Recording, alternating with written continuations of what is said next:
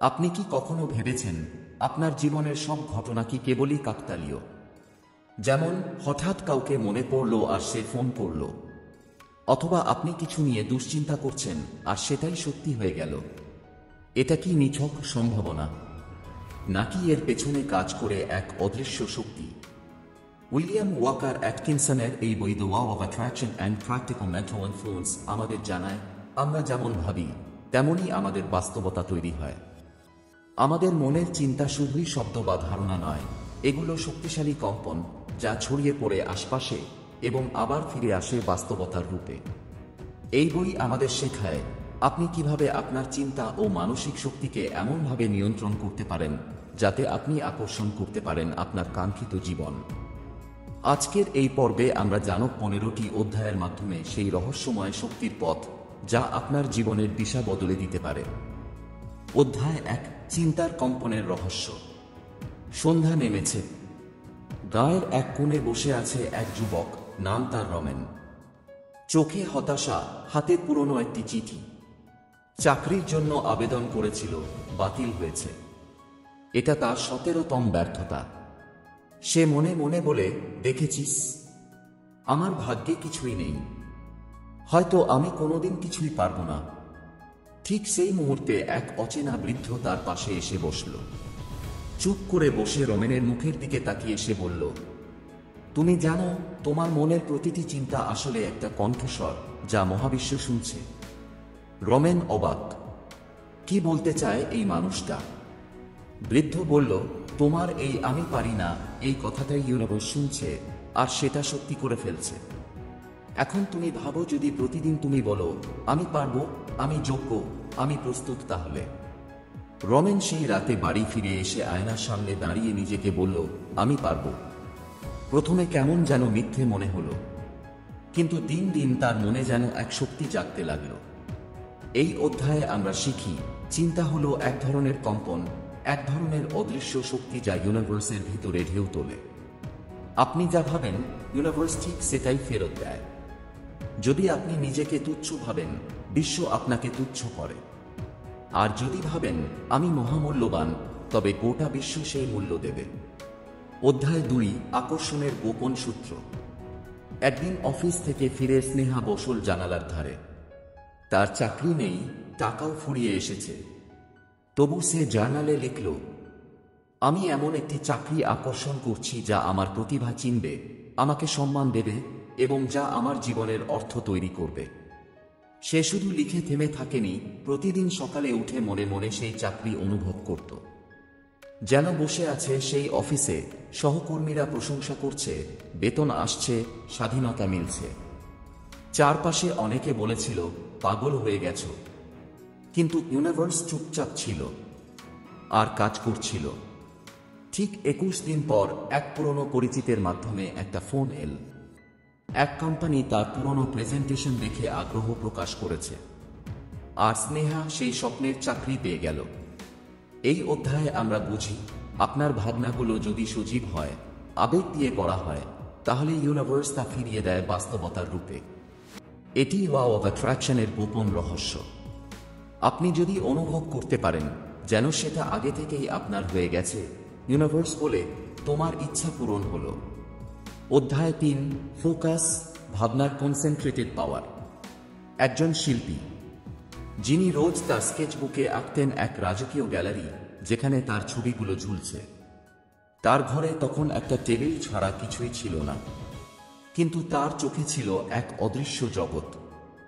10 বছর পর তার সেই ছবিগুলোর প্রদর্শনী হচ্ছিল লন্ডনের বিখ্যাত একটি আর্ট গ্যালারিতে। এই অধ্যায়ে বলা হয়, চিন্তার শক্তি তখনই বাস্তবে কাজ করে যখন সেটা ছড়িয়ে না পড়ে, বরং ফোকাস করে। যত বেশি মনোযোগ দিয়ে আপনি চিন্তা করবেন, তা তত দ্রুত ও গভীরভাবে ইউনিভার্সে পৌঁছাবে। একটি সূর্যের আলো দিয়ে যদি কাগজ পোড়ানো না যায়, তাহলে একটি ম্যাগনিফাইং গ্লাসের সাহায্যে সেটাই সম্ভব হয়। চিন্তাও ঠিক তাই, ফোকাস করলে শক্তিশালী হয়। অধ্যায় 4, মনের চৌম্বক শক্তি। তানভীর সবসময় ভাবতেন, আমি অসামাজিক, লোকজন আমাকে পছন্দ করে না। একটা সময় গিয়ে সে নিজেই সব থেকে দূরে সরে গেল। কিন্তু একদিন সে উঠতে গিয়ে জানতে পারল, আপনি যা ভাবেন মানুষও আপনাকে তেমনই দেখবে। সে শুরু করলো নিজেকে বলা, আমি পছন্দনীয়, আমি ভালো বন্ধু, মানুষ আমার কাছে আসতে চায়।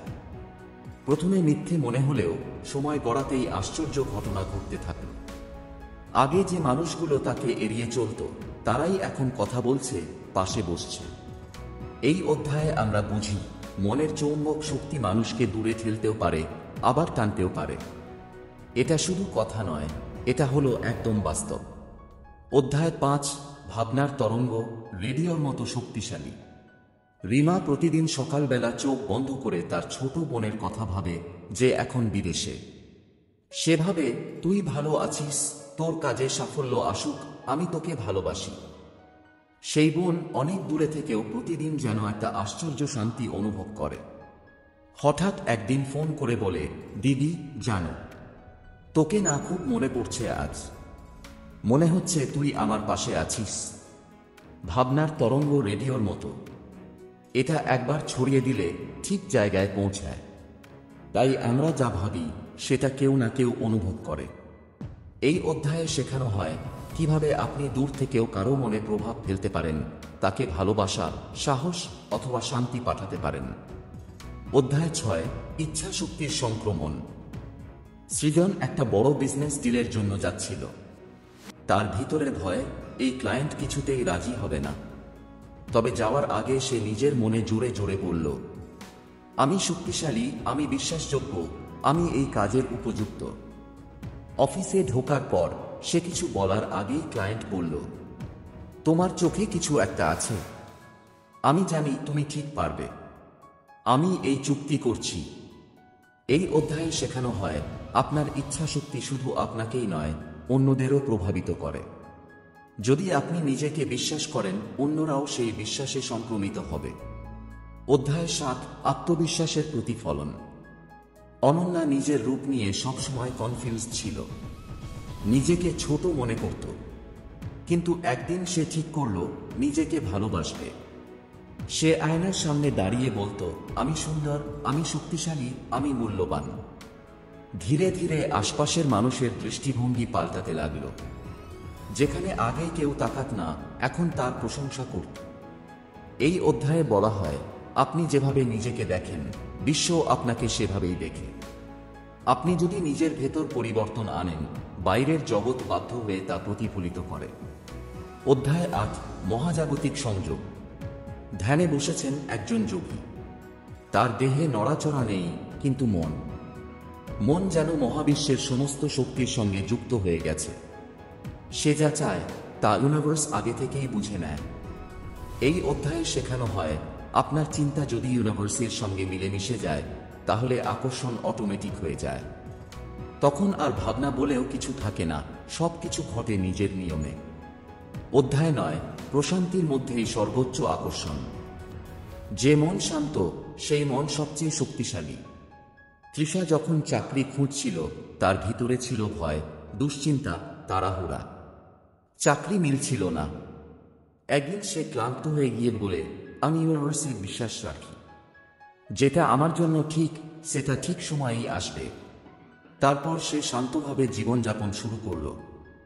মাত্র 2 সপ্তাহ পরে এক অপছন্দের ইন্টারভিউ, যা সে প্রায় বাদ দিয়ে দিয়েছিল, সেটা থেকেই সে পেল কাঙ্ক্ষিত চাকরি। এই অধ্যায়ে আমরা শিখি, চিন্তা যখন নির্ভরতার সঙ্গে শান্ত হয়, তখন ইউনিভার্স সবচেয়ে দ্রুত কাজ করে। অধ্যায় 10, ভবিষ্যতের নির্মাণ। আপনি কে হবেন, আপনি কি করবেন, তা এখনো নির্ধারিত নয়। আপনার ভাবনাই ঠিক করবে আপনি কে হয়ে উঠবেন। তাই প্রতিদিন আপনি যেভাবে ভাবছেন, যেভাবে অনুভব করছেন, সেইভাবেই তৈরি হচ্ছে আপনার আগামী দিন। এই অধ্যায়ে শেখানো হয়, ভবিষ্যৎ কল্পনা করুন, অনুভব করুন এবং বিশ্বাস করুন। ইউনিভার্স তার পথ তৈরি করবেই। অধ্যায় 11, নেতিবাচক চিন্তার বিপদ, নিজেই নিজের শত্রু। রাত 2টা বাজে। মেঘলা আকাশ, বৃষ্টি পড়ছে ধীরে ধীরে। অরিন্দম তার খোলা ডায়েরির সামনে বসে আছে, কলম হাতে। কিন্তু তার মন যেন শব্দহীন চিৎকার করছে। তার মাথায় একটাই কথা ঘুরছে, আমি ব্যর্থ, আমি কিছুই পারি না, আমি অপদার্থ। দিনের পর দিন, মাসের পর মাস সে নিজের ভেতরেই এই কথাগুলো বলেছে। সে ভেবেছে এগুলো হার্মলেস, কেবল হতাশার বহিঃপ্রকাশ। কিন্তু সে জানে না, প্রতিটি নেতিবাচক চিন্তা ছিল একটি বিষাক্ত বীজ, যা ধীরে ধীরে তার আত্মবিশ্বাসের ভিত ভেঙে দিয়েছে। সে যখনই কোনো ভালো সুযোগ পেয়েছে, সে নিজেই ভয়ে পিছিয়ে গেছে। সে আগে থেকেই ধরে নিয়েছে সে পারবে না। আর ইউনিভার্স কেবল তার কথার প্রতিধ্বনি করেছে। এই অধ্যায় আমাদের দেখায়, নেগেটিভ চিন্তা শুধু মন নয়, জীবনকেও ধ্বংস করে দেয়। আমরা ভাবি আমরা সমস্যায় ভুগছি, কিন্তু সত্যি হলো আমরা নিজেই সেই সমস্যাকে তৈরি করছি। প্রতিটি আমি পারবো না, আমার দ্বারা হবে না, আমি ততটা ভালো না, এই কথাগুলো ইউনিভার্সের কাছে হয়ে যায় আদেশ। আর ইউনিভার্স বলে, ঠিক আছে, তোমার ইচ্ছাই পূরণ হোক। তাই যদি তুমি নিজের সবচেয়ে ভালো বন্ধু হতে না পারো, তাহলে তুমি নিজের সবচেয়ে ভয়ঙ্কর শত্রু হয়ে উঠবে। অধ্যায় 12, কথার শক্তি। তোমার মুখেই আছে ভবিষ্যতের চাবিকাঠি। একটা 7 বছরের ছোট মেয়ে দিয়া স্কুলে সবার সামনে তার ছবি দেখিয়ে বলেছিল, আমি বড় হয়ে একজন নামকরা শিল্পী হব, আমার ছবি বিদেশে যাবে। ক্লাসে হেসে উঠেছিল সবাই। শিক্ষক পর্যন্ত বলেছিলেন, তুমি তো সাধারণ আঁকা আঁকো, এত বড় স্বপ্ন কিসের? কিন্তু দিয়া থেমে যায়নি। সে প্রতিদিন নিজের আয়নার সামনে দাঁড়িয়ে বলতো, আমি বড় শিল্পী হব, আমার ছবি সবার মনে জায়গা করে নেবে। বছরের পর বছর ধরে সে এই কথাগুলোই বলে এসেছে। তার ছবি আজ নিউ ইয়র্কের এক গ্যালারিতে ঝুলছে। হ্যাঁ, সেটা সেই মেয়েই, যে একদিন শুধু কথা বলেছিল নিজের ভবিষ্যতের সাথে। এই অধ্যায়ে বলা হয়, আপনার মুখ থেকে যেসব শব্দ বের হচ্ছে, সেগুলো কেবল বাতাসে মিলিয়ে যায় না। তারা ইউনিভার্সে ঢুকে গিয়ে সেই বাস্তবতা তৈরি করে, যেটা আপনি বারবার উচ্চারণ করছেন। আপনি যদি প্রতিদিন বলেন, আমার টাকা নেই, সম্ভব না, জীবন খুব কঠিন, তবে ইউনিভার্স তাই ধরে নেয় এবং সেভাবেই সবকিছু সাজায়। কিন্তু আপনি যদি বলেন, সব ভালোই হবে, আমি পারি, আমি যোগ্য, তবে ইউনিভার্স বাধ্য হয়ে বলে, তোমার বিশ্বাসই আমার আদেশ, তোমার কথাই তোমার ভবিষ্যতের রূপরেখা। অধ্যায় 13, অবচেতন মনকে প্রোগ্রাম করো, ভেতরটাই হলো মূল। একজন সফল অভিনেতার একটি সাক্ষাৎকারে প্রশ্ন করা হয়েছিল, আপনি এত আত্মবিশ্বাসী হলেন কিভাবে? তিনি হেসে বলেছিলেন, আমি আমার অবচেতন মনকে বিশ্বাস দিয়েছি, তাই সে আমায় ভয় দেখায় না। এই অধ্যায়ে বলা হয়, অবচেতন মন ঠিক সফটওয়্যারের মতো, যেটা আপনি একবার প্রোগ্রাম করলে সে সেই অনুযায়ী কাজ করে। অনেক মানুষ মুখে বলে, আমি সফল হতে চাই, কিন্তু ভিতরে ভিতরে বিশ্বাস করে, আমি তো সাধারণ, আমার পক্ষে সম্ভব না, আমি ব্যাকগ্রাউন্ড ভালো না। এই ভিতরের বিশ্বাসটাই ইউনিভার্স বেশি গুরুত্ব দেয়। এখানে শেখানো হয় কিভাবে প্রতিদিনের কিছু কৌশলের মাধ্যমে, যেমন অ্যাফার্মেশন, ভিজুয়ালাইজেশন, ধ্যান, আপনি আপনার অবচেতন মনে এমন বিশ্বাস ঢোকাতে পারেন, যা আপনাকে ঠেলে দেবে সফলতার দিকে। কারণ অবচেতন মন যদি বদলায়, বাস্তবতাও বদলায়। ভাগ্য না, চিন্তায় নিয়ন্ত্রণ করে আপনার জীবন। অধ্যায় 14, মানসিক প্রতিরক্ষা, যখন আশেপাশে নেগেটিভ মানুষ, কথা আর শক্তি। সায়ন্তন নতুন চাকরিতে জয়েন করেছে। সে মোটিভেটেড, উদ্যমী, কিন্তু তার টিমে এমন কয়েকজন রয়েছে যারা সারাদিন নেগেটিভ কথা বলে। এখানে কেউ প্রমোশন পায় না, টাকা কোথায়, এত পরিশ্রম করে কি হবে, বাড়ির ইএমআই আর শেষ হয় না। দিনের পর দিন এই কথাগুলো তার মাথায় ঢুকতে লাগল। সে লক্ষ্য করল তার নিজের বিশ্বাসেও ছিদ্র পড়ছে। সে আর আগের মতো উদ্যমী অনুভব করছে না। এই অধ্যায়ে বলা হয়, আপনার মন একটা খোলা জানালার মতো। যদি ফিল্টার না থাকে, তাহলে বাইরে থেকে ধুলো, গন্ধ, বিষাক্ত গ্যাস সব ঢুকে পড়ে। তাই দরকার মেন্টাল শিল্ড বা মানসিক প্রতিরক্ষা। নেগেটিভ মানুষের কথা কানে এলেও তা মন পর্যন্ত যেতে দেওয়া যাবে না। অ্যাফার্মেশন, মেডিটেশন আর নিজেকে ঘন ঘন রিমাইন্ড করা দরকার। এই ইউনিভার্স আমার বন্ধু, আমি আমার ভাবনার মাস্টার। আপনার মানসিক সীমা রক্ষা করতে পারলেই আপনি নিজের জগতের নিয়ন্ত্রণ রাখতে পারবেন। অধ্যায় 15। প্রতিদিনের অভ্যাসেই লুকিয়ে আছে আকর্ষণের গোপন রহস্য। একটা ছোট গল্প দিয়ে শুরু করি। প্রতিদিন সকালবেলা এক যুবক উঠে দাঁড়িয়ে 5 মিনিট নিজের চোখ বন্ধ করে বলে, আজ আমি সৌভাগ্য আকর্ষণ করছি, আজ আমি সুযোগ পাব, আজ আমি উপযুক্ত কাজের সন্ধান পাব। এই 5 মিনিটের অভ্যাস তার জীবনে এমন সব সুযোগ এনে দেয় যেগুলোর কথা সে কল্পনাও করেনি। এই অধ্যায়ে আমরা বুঝি ল অফ অ্যাট্রাকশন কোনো একদিনে কাজ করে না। এটা প্রতিদিনের ভিতর থেকে তৈরি করা অভ্যাসের ফল। আপনি সকালে কি ভাবলেন? আপনি কাকে বিশ্বাস করলেন? আপনি কি বললেন? আপনি কোথায় মনোযোগ দিলেন? এসবই মিলে তৈরি হয় আপনার আভ্যন্তরীণ চৌম্বক ক্ষেত্র। এই ক্ষেত্রই ইউনিভার্সের কাছে সংকেত পাঠায়। তাই আপনি যদি প্রতিদিন 5 মিনিট নিজেকে ভালো চিন্তা, সফল ভবিষ্যৎ, ইতিবাচক কথার মধ্যে রাখেন, তবে ইউনিভার্স নিজের হাতে আপনার দিন সাজিয়ে দেবে। জীবন বদলাতে 5টা ঘন্টা নয়, দরকার 5টা গভীর অভ্যাস। এই ছিল আমাদের 15টি অধ্যায়, যেখানে প্রতিটি অধ্যায় আপনাকে এক ধাপে করে এগিয়ে এনেছে আপনার নিজের মধ্যে লুকিয়ে থাকা সৃষ্টিশীল, শক্তিশালী, অলৌকিক আত্মার দিকে। আমরা শিখলাম, চিন্তা বাস্তবতা তৈরি করে, শব্দ ভবিষ্যৎ গড়ে, বিশ্বাস ইউনিভার্সের সিগন্যাল, আর অভ্যাসই টানে বাস্তব রূপান্তর। এই অডিও বুকের দ্বিতীয় পর্বে আমরা জানব আরও গভীর মেন্টাল ইনফ্লুয়েন্স টেকনিকস, কিভাবে অন্যদের মনোভাব আপনি নিয়ন্ত্রণ করতে পারেন, কিভাবে সম্পর্ক, টাকা ও আত্মবিশ্বাস একসঙ্গে আকর্ষণ করবেন। চ্যানেলটি সাবস্ক্রাইব করুন আদি বুক সেলফ, আর কমেন্টে লিখুন এই 15টি অধ্যায়ের কোনটা আপনার জীবনকে সবচেয়ে বেশি ছুঁয়ে গেছে।